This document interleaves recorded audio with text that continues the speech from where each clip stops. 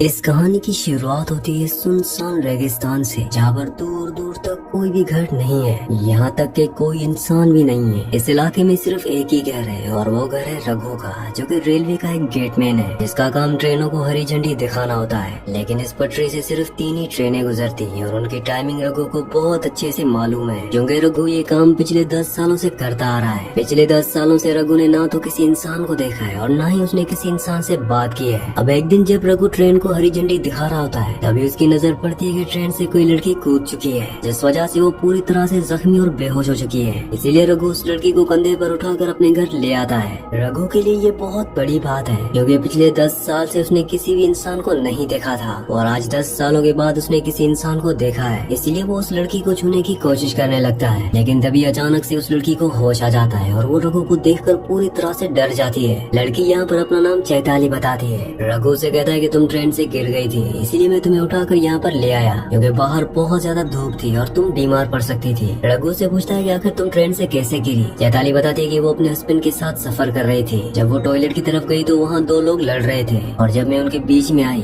तो उन लोगों ने मुझे ही नीचे फेंक दिया। चैताली कहती है कि उसके हस्बैंड परेशान हो रहे होंगे और उसे ढूंढ रहे होंगे, वो किसी भी वक्त शायद यहाँ भी आ सकते हैं, लेकिन उससे पहले मुझे उन तक पहुँचना है। तब रघु बताता है कि यहाँ से दूर दूर तक कोई भी घर नहीं है और न ही कहीं तक जाने का जरिया। अगर तुम्हारे हस्बैंड तुम्हें ढूंढने के लिए आएंगे तो वो यहीं आएंगे, इसलिए तुम्हें यहीं पर रुकना चाहिए। लेकिन चैताली रघु की बात नहीं मानती और अकेले ही रेगिस्तान में निकल पड़ती है। चैताली बहुत दूर तक जाती है, लेकिन दूर दूर तक कोई भी घर नहीं होता। तभी यहाँ पर चैताली को चक्कर आने लगते हैं और वो बेहोश हो जाती है। इसके बाद हम देखते हैं कि रघु चैताली का पीछा कर रहा था। जब वो बेहोश हुई तो वो उसे फिर से उठाकर अपने घर ले आया और जो चैताली के पैर में चोट लग चुकी थी उन पर वो मरहम लगा रहा होता है। रघु चैताली को समझाता है कि तुम यहाँ से नहीं जा सकती, तुम अपने हस्बैंड को यहीं पर आने दो। लेकिन चैताली को रघु के ऊपर बिल्कुल भी भरोसा नहीं है, क्योंकि वो किसी अनजान शख्स के साथ ऐसे रात नहीं बिता सकती। अगर उसने रात को कुछ कर दिया तो वो कुछ भी नहीं कर सकती। चैताली जैसे तैसे सो जाती है, लेकिन वो बार बार उठकर रघु को देख रही होती है, जो कि फर्श पर सो रहा होता है। रघु को ऐसा लगता है कि शायद चैताली अनकंफर्टेबल है, इसलिए वो घर से बाहर चला जाता है। चैताली जब देखती है कि रघु बाहर चला गया, तब जाकर वो सुकून की नींद सोती है। अगले दिन जब सुबह होती है तो रघु अपनी डेली रूटीन स्टार्ट कर देता है। वो सुबह 4:30 बजे उठता है, बहुत दूर से पानी लेकर आता है और सुबह सुबह एक ट्रेन भी आती है जिसे उसे हरी झंडी भी दिखानी होती है। रघु पिछले 10 सालों से यही रूटीन फॉलो कर रहा है और आज तक वो किसी भी ट्रेन का टाइम नहीं बोला है। रघु यहाँ पर चैताली को बताता है कि उसने पिछले 10 सालों से किसी भी इंसान से बात नहीं की है, उसे बात करना काफी पसंद है। यहाँ पर चैताली भी अब कहीं न कहीं रघु पर यकीन करने लगी है, क्योंकि रात को उसने उसके साथ कुछ भी नहीं किया। अब क्योंकि चैताली रघु को परेशान देख रही थी, इसलिए रघु चैताली से कहता है कि मैंने तुमसे बात छुपाई है। वो कहता है कि हर रोज जब ट्रेन आती है तो मेरा टेलीफोन बजता है। दरअसल वो टेलीफोन जो है वो सिर्फ इनकमिंग होता है, उससे आप किसी से कॉल नहीं कर सकते।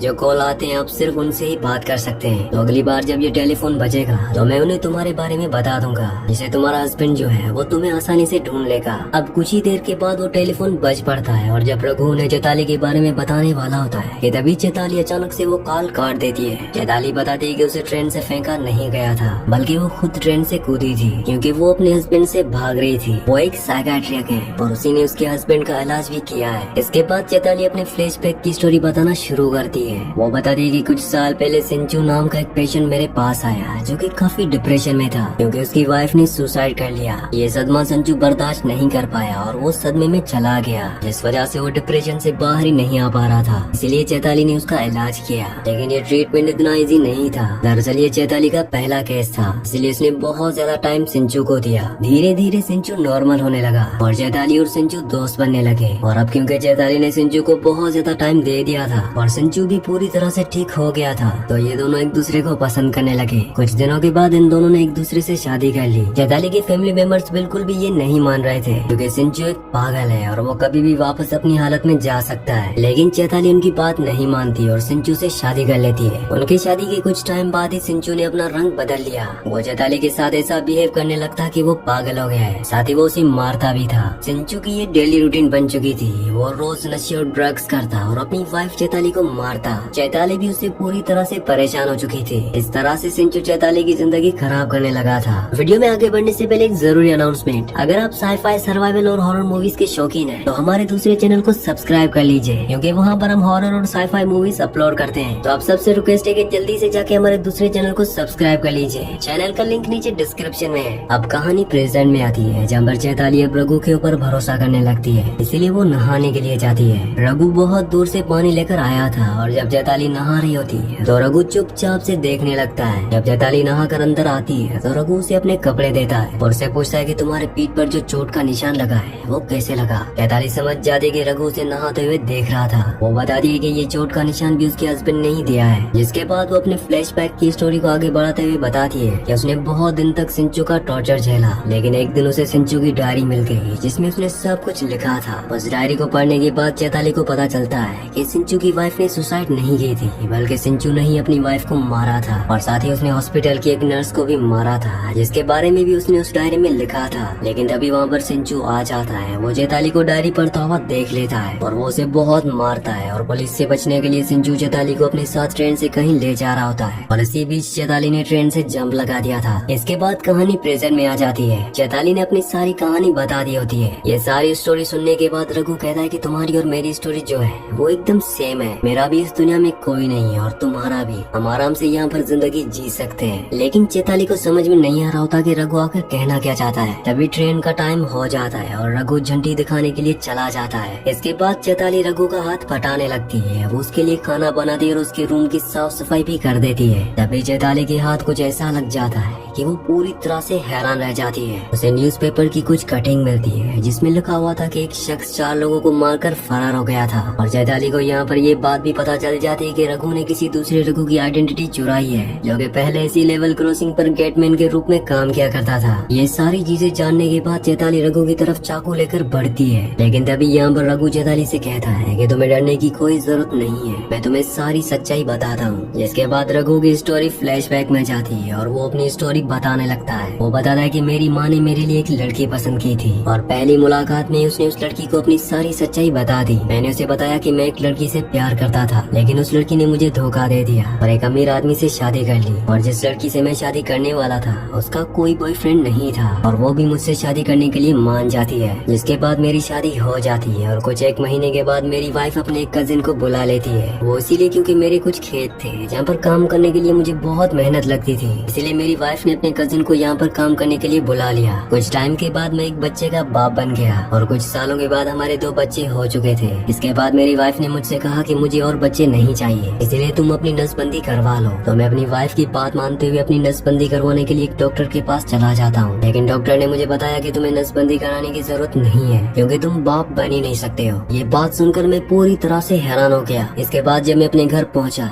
तो मैं और भी ज्यादा हैरान हो गया क्योंकि मेरी वाइफ और उसका कजन एक साथ थे। ये देखने के बाद मैं समझ जाता हूँ कि मेरी वाइफ का अफेयर है और जो 2 बच्चे हैं वो भी उसी कजन के हैं, मतलब मेरी कोई फैमिली है ही नहीं। ये सारी चीजें देखने के बाद मुझे बहुत ज्यादा दुख हुआ और मैंने इन 4 को मार दिया, मतलब कि रघु की वाइफ, उसके कजन और दोनों बच्चों को उसने मार दिया। इसके बाद कहानी आती है वापस प्रेजेंट में, जहाँ पर रघु चैताली को बताता है कि शायद मेरी जगह पर कोई और भी होता तो वो भी यही करता। अब चैताली भी रघु को हौसला देने लगती है और उसे सपोर्ट देने लगती है। वो उसे कहती है कि तुम्हारी जगह पर कोई और भी होता तो वो भी यही करता। अब आगे रघु चैताली को बताता है कि जब मैंने उन 4 लोगों को मारा तो पुलिस से बचने के लिए वो यहाँ तक भाग निकला। यहाँ पर उसे रघु नाम का एक आदमी मिला जो कि गेटमैन था। वो उन्हीं के साथ काम करने लगा, खेत में हाथ बटाने लगा, जिससे कि वो यहीं पर घुल मिल गया। लेकिन एक दिन अचानक से उनकी मौत हो गई और तब से वो यहीं पर गेटमैन का काम कर रहा है और इसी तरह से उसे 10 साल हो चुके हैं। इसके बाद चैताली को रघु के ऊपर तरस आने लगता है कि इस आदमी के साथ बहुत ज्यादा बुरा हुआ है, इसीलिए चैताली डिसाइड करती है कि वो कुछ दिन तक यहीं पर रहेगी। इसीलिए वो रघु के साथ काम में हाथ बटाने लगती है। इन्हें पानी के लिए बहुत दूर जाना पड़ता है, लेकिन फिर भी चैताली पानी के लिए जाती है। और जब चैताली बहुत दूर पानी लेने के लिए जाती है और जब रघु रेलवे क्रॉसिंग पर होता है, तभी यहाँ पर सिंचू अपनी वाइफ को ढूंढते हुए यहाँ तक पहुँच जाता है। वो यहाँ पर रघु से पूछता है कि क्या तुमने यहाँ पर एक औरत को देखा?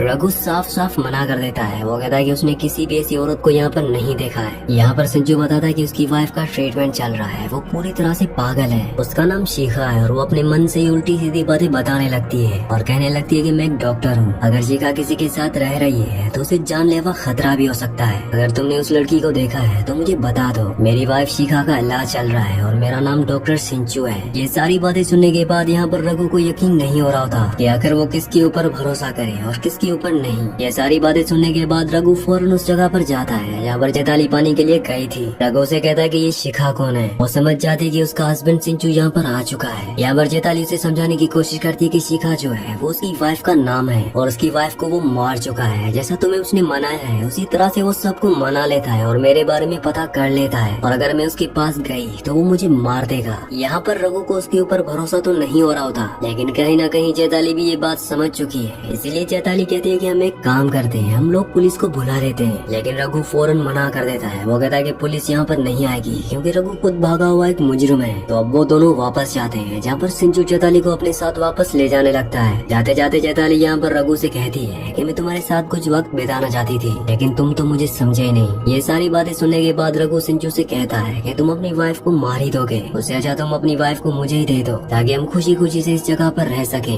रघु और सिंचू जब बात कर रहे होते हैं तभी अचानक से चैताली जो है वो सिंचू के ऊपर एक हमला कर देती है जिस वजह से वो पूरी तरह से इंजर्ड हो जाता है। और जब चैताली रघु से कहती कि तुम्हें तो मेरे ऊपर भरोसा ही नहीं है, ये सुनने के बाद रघु सिंचू को पूरी तरह से जान से मार देता है। अब जब वो उसे दफनाने के लिए जा रहा होता है तो उसके जेब से एक स्लिप निकलती है जो कि हॉस्पिटल की होती है जिसमें लिखा हुआ होता है कि डॉक्टर सिंचू और उसकी पेशेंट शिखा। इसका मतलब ये है कि इनमें से साइको कोई और नहीं बल्कि चैताली है जिसका असली नाम शिखा है और शिखा का ही ट्रीटमेंट चल रहा होता है और डॉक्टर सिंचू जो है वो उसका इलाज कर रहा था। तभी अचानक से चैताली रघु पर हमला कर देती है और उसे मारने की कोशिश करती है, लेकिन रघु को मारना इतना आसान नहीं था बल्कि रघु ने यहाँ पर चैताली को जान से मार दिया। और यहाँ पर एक बहुत बड़ी चीज रिवील होती है। दरअसल असली में साइको तो रघु है। यहाँ पर हमें बताया जाता है कि रघु जिस लड़की से प्यार किया करता था और उस लड़की ने उसे धोखा दिया था और एक रईस आदमी के साथ शादी कर ली थी और रघु ने उन दोनों को मार दिया था, साथ में उनके बच्चों को भी मार दिया था। और यहाँ तक कि जिस जगह के रेलवे क्रॉसिंग के जो असली रघु थे उन्हें भी रघु ने ही मारा है। वैसे आप इन तीनों के बारे में क्या सोचते हैं? क्या रघु साइको था या फिर चैताली या फिर सिंचू? ये अब आप पे, आप मुझे नीचे कमेंट्स में जरूर बताना कि असली साइको कौन था। इसी के साथ इस मूवी का एंड हो जाता है। अगली कहानी आप किस मूवी पर सुनना चाहते हैं मुझे नीचे कमेंट्स में जरूर बताना क्योंकि मैं आपके कमेंट्स पढ़ता हूँ और आपके प्यारे प्यारे कमेंट्स का बहुत बहुत शुक्रिया।